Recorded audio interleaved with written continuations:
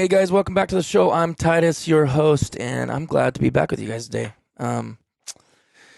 Even though I'm going to be talking to myself for the next 3 episodes, I'm going to be answering all those questions that we did not get to.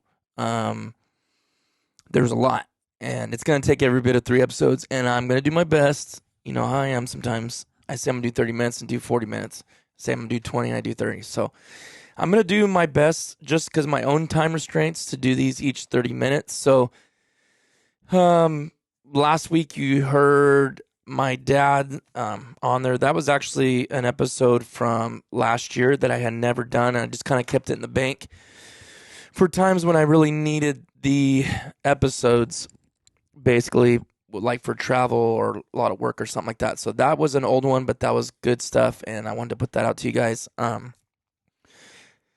But man, 2, 3 episodes, I've been answering questions, and for some reason, you guys have really ate those up. I don't know if it's just because I'm answering your questions or what. Downloads have been good, been getting good feedback, and as always, I want to say I appreciate you guys listening in.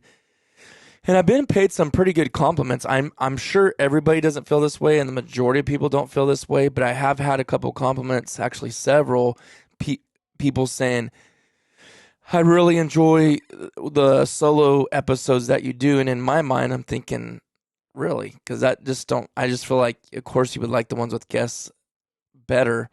I don't know if I'm just a little bit more down to earth and like more particular or something. I don't know. Whatever. I don't know what the reasoning is behind that, but I do. I am thankful that it doesn't completely bore you guys and that you don't mind me doing this, because I think if you guys were running this thing, you would see how hard and how much work it can be at times to get a guest on here and everything. But it's not really that. This situation, we're about to go out of town, some family vacation and stuff, and camping, all that good stuff that we do in the off season. And I just really wanted to keep pumping out 2 episodes a week. And since I'll be gone for a little while, I definitely want to make sure I got you guys the content. So, without further ado, let's get into it. I was looking up all these questions that I had screenshotted from. Let's see, what did I have those on? I think I had them on. Did I have them on YouTube? Man, that reminds me. No, I didn't. It was just Instagram and Facebook, I think. But anyways, I'm going to actually. I don't know when these questions are from, but these are some good questions too, actually. So I'm just going to start way back, and it's going to take me about 3 episodes to get to all these, and I'm going to start answering them. But let me make sure. I thought I had them all lined out, but there's actually more I screenshotted that I didn't see. Sorry. So, okay. Well, actually, that doesn't even. So I'm going to do Q&As.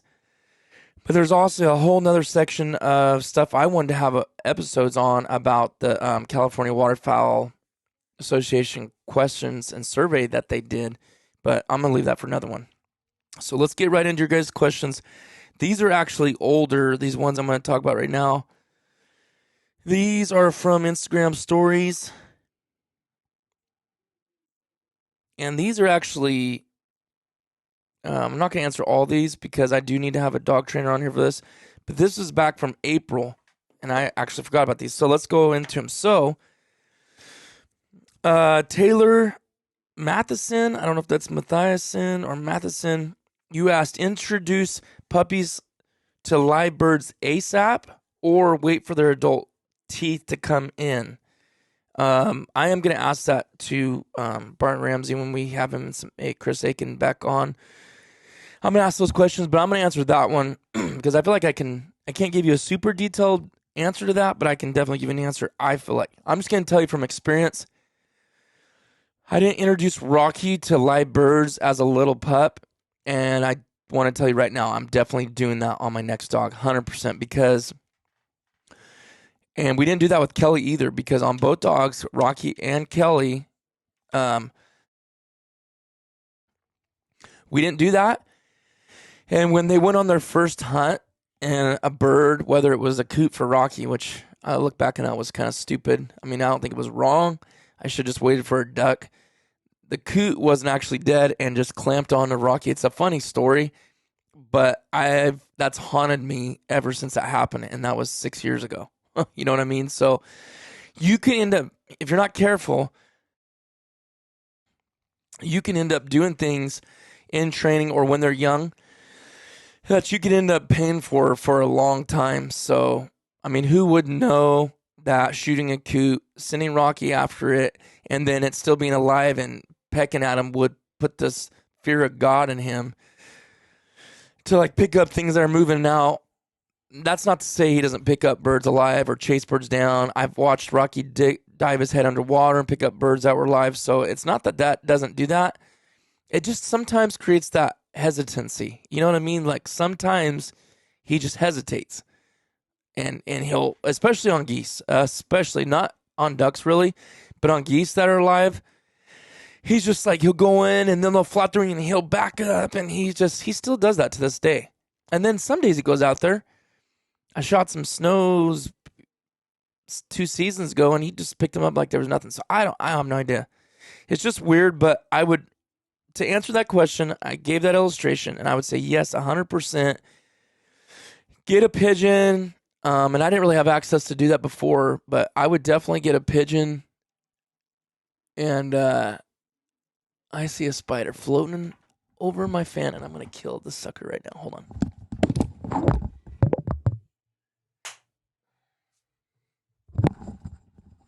Got him.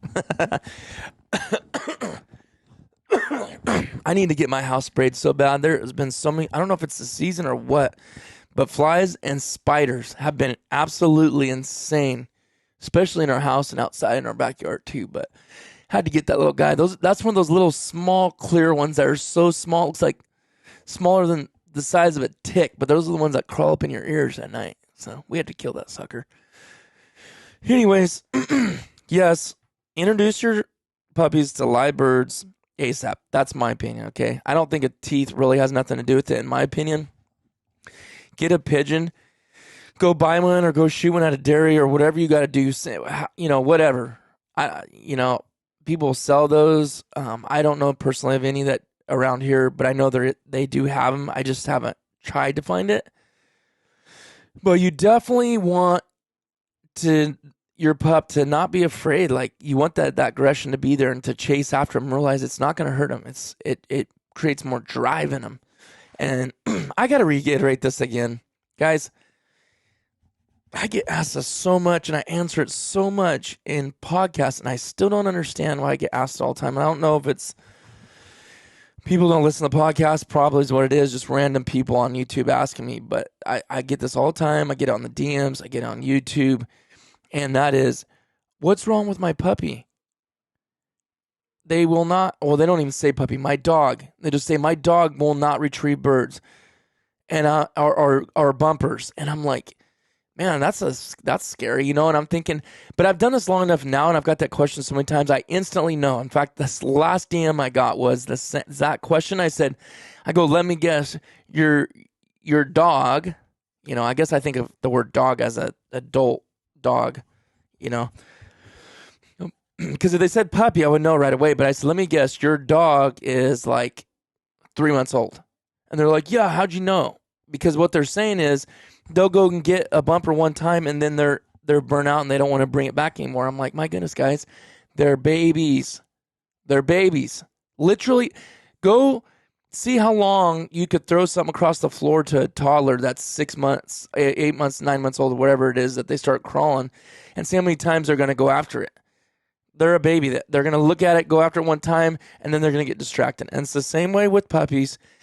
Don't overdo it. You don't even really need to do it, honestly. I know the thing is you get a retriever and you just want to play fetch every day, all day. That's just in us. That's what we want to do. We want to see it. It gets us excited. We're proud of them, blah, blah, blah, you know. But you don't need to do it. I promise you. I bet you can never play fetch with your lab or your retriever or whatever kind of dog you have for hunting till they're 6 months old, and you'd be blown away how much they love to retrieve, and probably more so than they do because you're throwing them bumpers every day and there are tennis balls and they're getting worn out and bored with it. That's one thing Chris Aiken said in his videos, to not overdo it, and I heeded to that. And everyone says that watches those videos knows it. And here's the same thing I did, but for some reason they still ask me, why are they not retrieving? By retrieving a lot is not creating drive. By having your dog, your puppy, retrieving all the time, that does not create drive. Keeping it from them does, right? If you could have candy or sodas all day long when you were a kid and you had full access to it, yeah, you'd eat it, you'd drink those sodas, but eventually you want to drink water and you would want to eat regular food. But people that hold their kids back and don't let them have no candy, no sugar, no sodas and all that stuff, those kids lose their mind when they're finally allowed to have Skittles or a Snickers bar or, candy or soda. They basically tweak out and it's like they're on crack. That's the best analogy I can give for holding back retrieving from a retriever. You want to create high drive. You want your dog to go flying after that bumper and just lose their ever-loving minds because they can't think of nothing else but getting that bumper. Don't do it. Don't throw it. I promise you don't have to think, man, I don't know if they're going to want to retrieve. If I do that, I'm telling you, just take my advice. 2 dogs of experience. I know that's not a lot. I would suggest go elsewhere to get all this deep opinions, but you're going to hear that from everyone you go to. You asked me, I'm telling you, hold back once a week if you want. If you really need to, once a week, toss 1 or 2 softball or tennis balls or bumpers twice. Once or twice, done. Don't do it again. I'm telling you. I learned that from Rocky. I didn't do it all the time even then, but I would probably do it 2-3 times a week. Well, I really told Nathaniel to scale way back on Kelly, and Kelly's more of a drive than Rocky ever had. And yes, she has a different mom, but she's got a mix of another bloodline in there. So that could be a factor too. But what my point is that drive, they almost tremble because they want to go so bad. But if they do it all the time, you know what I'm saying? Hopefully that analogy I gave you, I don't want to beat that into the ground, but I kind of do because I get it all the time. And I'm trying to give the best illustration of why you don't want to do that. All right, let's move on. I don't want to do no more of that dog stuff because I'm saving that for another podcast. So I write my notes here. Let's move on to the next question. I'm going to burn through these other ones a little bit faster. Okay, here we go. All right. I don't think I ordered this one, but this is from Cameron.ivy28 on Instagram. I don't think I did. And he said, what is a new waterfowling technique /skill/product that you're going to experiment with? And I will tell you this, because I don't remember if I answered this question already, but I'm 100% going to tell you this. Duck Creek decoys. Duck Creek decoys. Look them up. They're not cheap. In fact, I'm going to pull it up on Instagram right now and just make sure I'm not saying something stupid I shouldn't be saying. Yeah, Duck Creek Decoy Works. All one word on Instagram if you want to go find them. I'm sure they're on Facebook too. But man, are they realistic. They call it the Flashback 2 is what they have out right now. And it's just a realistic, effective, durable, made in the USA motion decoy. And they're bad. I'm not sponsored by them or nothing. They did send me some. And they're not cheap. I'm going to go look it up and see what it costs. But look them up. Duck Creek Decoys. Okay, you can go find them on their website. It's duckcreekdecoys.com. And I want to say they're like $300 a piece. So yes, I do know they're not cheap. And to buy 2 of those it's a lot. I'm just going to be honest. It's a lot, right? Now, that being said, I feel like I like to make an investment every year, every season. And actually, I'm going to have this guy on the podcast as a guest here within a month or so, hopefully. But they're American made, so that's a bonus. Yes, a lot of times when something's American made, it does cost more. But we're definitely going to be using those this year. Will we still use the pulsators? Probably. I'm sure we will if we need them and want a big spread. But I'm really, really, really excited about using these Duck Creek decoy motion decoys. And for the days that I don't feel like pulling a jerk string, because motion ducks is my go-to. You know that. Like, motion ducks has always been the best looking. In fact, why not pair up motion ducks with this, BK? Because this is on its own deal. It's on a battery. Put it off in the corner, out of reach, right? Put 2 of those or whatever. I got Drake Mallards, and then I can have the motion ducks closer to me to pull a string. My goodness. You talk about a spread that's going to suck birds in. So let me read this, what's on their website. So it's Flashback 2 is what they call it. They got Drake's or hens that you can buy. They're made in the USA. It's got a new truck bed coating, gives more durability and less shine. It's a new 5-ounce, 12-volt lithium battery with 12-hour runtime, which is awesome. That's about what pulsators say, but I don't think I've ever got 12 hours out of pulsators. And again, I haven't ran these. I've ran them in the pool, but I have not run them all day to see what they would do. So it's quieter, more durable motor because they had the Flashback 1, so they made these more quieter. I'm telling you right now, I threw it in my pool, and I just sat there and was quiet. There was no wind outside, nothing, no background noise. I just listened. I mean, you can literally not really hear them. And what it is, you got the body, and then you got the head, and the head goes end over end. It's hard to explain through verbiage, but the head goes over, it dunks in the water, which the weight of that lifts basically the body and the tail up, right? Like a bird's feeding. It comes back through its own body because there's a gap there, and it just goes in a rotation motion. So the head goes forward, down, back through, and up again. Just boom, boom. It looks so good. The ripples look so good. The motion looks good. It's quiet. Like, I can't tell you how pumped I am. I've been wanting one of these for like 3 years. I just never pulled the trigger. And then he reached out to me, and I was like, yes, please. Yes, please. I try not to, like, I don't really reach out to people or nothing, but I was just like, I'm not going to reach out. I'm not going to ask for something free. I'm just going to buy it because I already know those things are going to work. They are bulky. They're kind of big. I would say like back when, who's the decoy brand? My goodness. It's the one I've always used for years until I went to File and Approach. Avian X's. So if you've ever seen Avian X's Magnums, they don't even make them anymore, but they had Magnum decoys. They're about the size of that, or maybe just a hair bigger. Kevin has several Magnums, and it's about that size. Really good coating, really good paint job. I'm actually I'll probably actually do a video on it. I really should. I don't really like doing videos that are on review videos sometimes on certain things because they're just real short videos, and I don't know. I should do it. At the same time, I don't know if I want to. I might do it on a YouTube short. I don't really want to do a whole full video on that because it's going to be really short. But let me just be nice here. You guys if you're watching the YouTube channel, you're like, just whip it out. Hold on.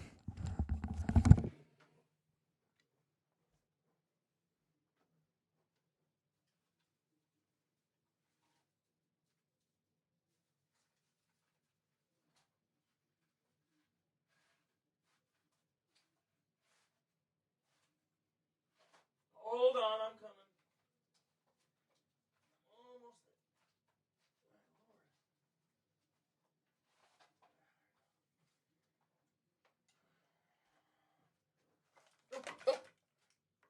And down.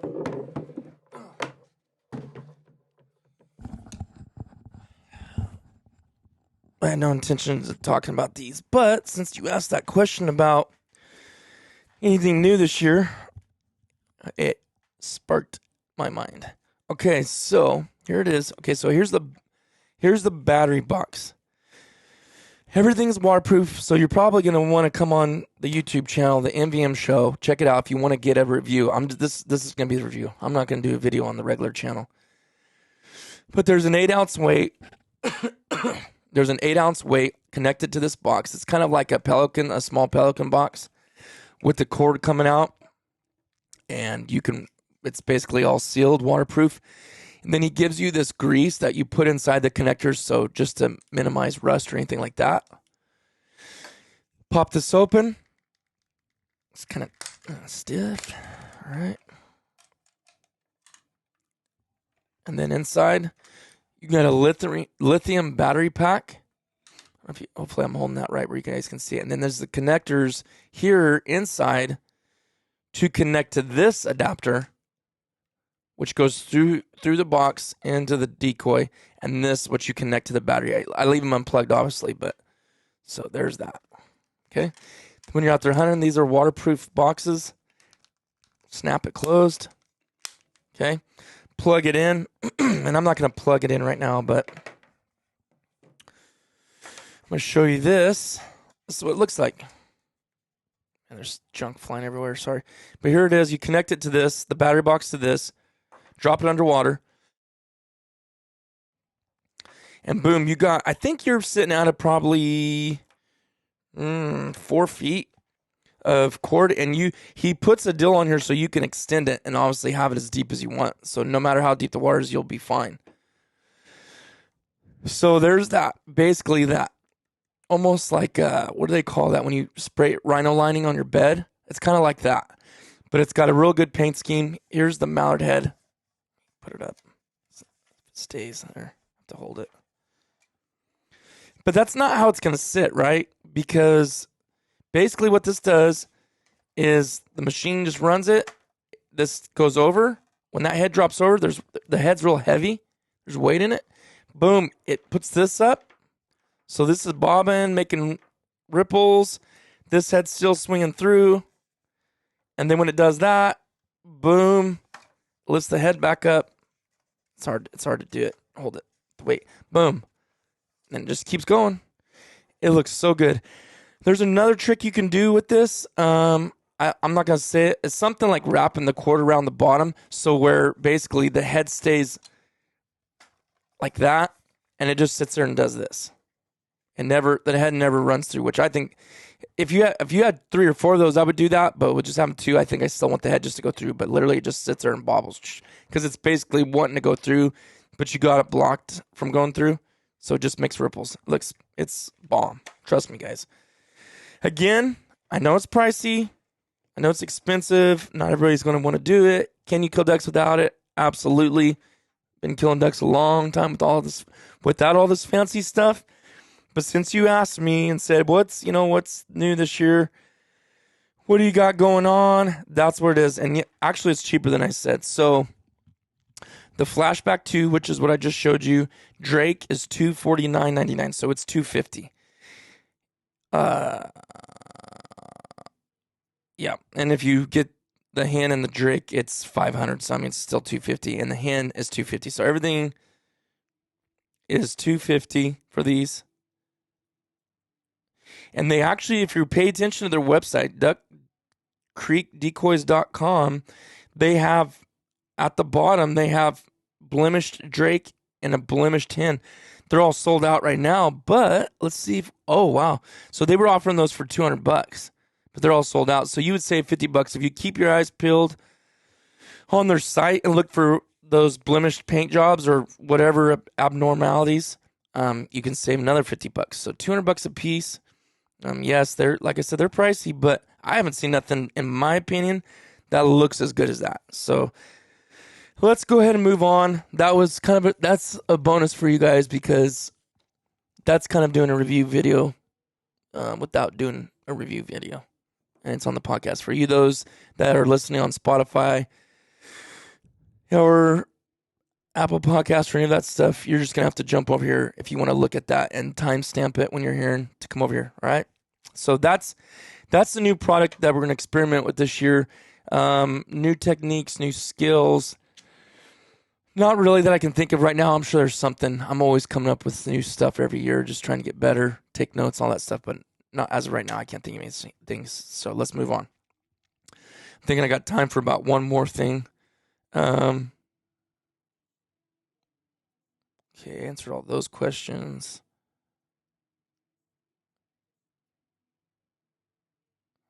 Answered all those.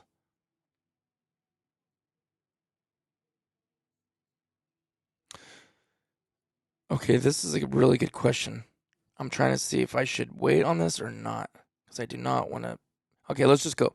Sam Baker, 1997, asked this question. This is a great question. Realistic expectations for second year of public duck hunting. How many spots should I have? And he said, to note, I am duck hunting alone too, by the way. So, Sam, that's actually a really good question. It's not like it's for you personally, but I think this does answer a lot of people's questions. A lot of people have this question in their head. They might not just ask it.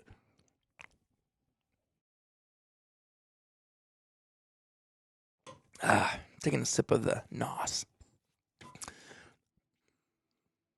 Let me think about this for a second. Well, I'm not going to try to give you, Sam, a specific amount of spots. But this is a fair question because second year, I don't know if you had any mentors at all. You do hunt by yourself, so I'm almost thinking you kind of don't. Other than watching videos, listening to podcasts, doing everything you can possibly do on your own, which is great. And I give props to you for that. Hopefully you have Onyx. If you don't, I'm going to highly suggest that you get Onyx hunt maps, okay? There's another app too. I can't remember the name of it, but I suggest Onyx. Just got all the kinks worked out. It's been around for a long time now. But get that. Hopefully you have already. If you didn't, you're gonna have to start now or look on your map and find your spots on Onyx. Put the pin there. And what I do is I use the waterfowl or the duck little emoji, and I do it red. So pins that I've hunted at, that I've killed birds at, those are red and has ducks on it. That's for sure spots because you can use all kinds of colors and all different kinds of emojis, I call them, or icons. If I've never hunted there and I've been researching it on the map, I use a black X. So when I look at those are spots I've looked at, I've wanted to try, but I never have. Don't know if I'll kill anything. So that's what I use for that. Ramps, like boat launches or ramps, I use like a purplish color with a boat symbol on it. And those stick out to me, right, when I'm going through my Onyx, whatever state I'm going to. But realistically, Sam, I mean, depends on how many, if you just go to one refuge, let's say you go to one refuge, you hunted all year last year and you hunted 10 times. And you've got 3 to 5 spots. I feel like that's really good, honestly. There's so many scenarios. I wish I could have got a few more details about your experience to answer this. I'm just throwing scenarios out there. Let's say you hunted 20 times and you did 3 refuges. I feel like if you had 6 to 9 spots, I think that's great. Okay. So basically rolling into your second year, if you've got anywhere between 6 and 15 spots, that's a lot. I feel like it is. 6 is on the lower end, but 15, that's a lot. Especially when you're only second year and you solo hunt. You don't got a buddy that's finding spots too and you share pins. You're doing it by yourself. So I think that's something to be noted. And I think that if you were doing that, you'd be very well. Like, even if you only had a couple, that's not the end of the world. But here's the thing. Let me say this. Let's just say if you hunted 10 times and you only had 2 spots. When you're at those spots, and I said this a couple episodes ago, but when you're at those spots, don't just hone in and focus in and get tunnel vision on where you're hunting. While you're hunting, if it's not that good, but you hear gunshots elsewhere, be looking. I'm not saying to be a shot chaser, but look where that's coming from. Or if you see birds 300 yards away and they're locked up and landing the spot, don't be scared to move. Get a new spot. Boom. So what? Your spot where you're at that day was slow? Well, who cares? Because guess what? You just got another spot from that. Because a spot 300 yards away that you've never hunted, now you're seeing birds drop in, you've got another pin in your Onyx hunt maps. So you can almost get more pins every single time you hunt. So if you hunt 10 times, you could walk away with an extra 10 more pins on top of what you already had. So it's nothing your first year to have 20 to 40 pins, really, depending on how you work and how you work out your scouting and all that kind of stuff. You know what I'm saying? So it's a good question because you're checking on yourself and saying, hey, am I in the ballpark? Am I good? When you go to a new refuge or you get a reservation, or say you're in the Midwest or back east and you spent all day and found this one spot. Well, that's good. You found that spot. Depending on your work schedule, school schedule, whatever you're doing, you may have enough time to scout all the time. So whatever your ability allows you and your schedule allows you, you could get so many pins, it's not even funny, and spots. And just let me say this too, you don't have to have hunted a spot to say it's a spot, because like I said, I've done this so many times. I'm like, okay, I hunted this, we did really well, but as we're killing birds here, I'm seeing birds 300 yards away, and I use landmarks to figure out right where it's at. I'm kind of stand up tall if I can, and I'm like looking at the map, doing my direction. Okay, that's it right there. Boom, I pin it. That's another hot spot. Like, guaranteed, I might go there next week. You know what I mean? Because I've seen so many birds going in there. No one was shooting, and they're just dumping in over there. So something's going on there. And I guarantee you, I would say 9 times out of 10, those birds will be there next week. If nobody messes with them, there's a reason they're going over there. So, because no one's shooting at them, and there's food. And maybe it's a good roost too. So, hopefully that answers that question. The next couple ones I'll try to burn through a little bit more. I think you guys got a bonus episode out of this. Maybe not so much the guys listening, but the guys watching on the YouTube channel. I think you got a kind of a good little bonus on this one. So I don't feel bad only covering 3 or 4 topics on this one. So that'll be it on this one. Stay tuned. We got more to come. Lots of answering your guys' questions. We'll see you on the next one.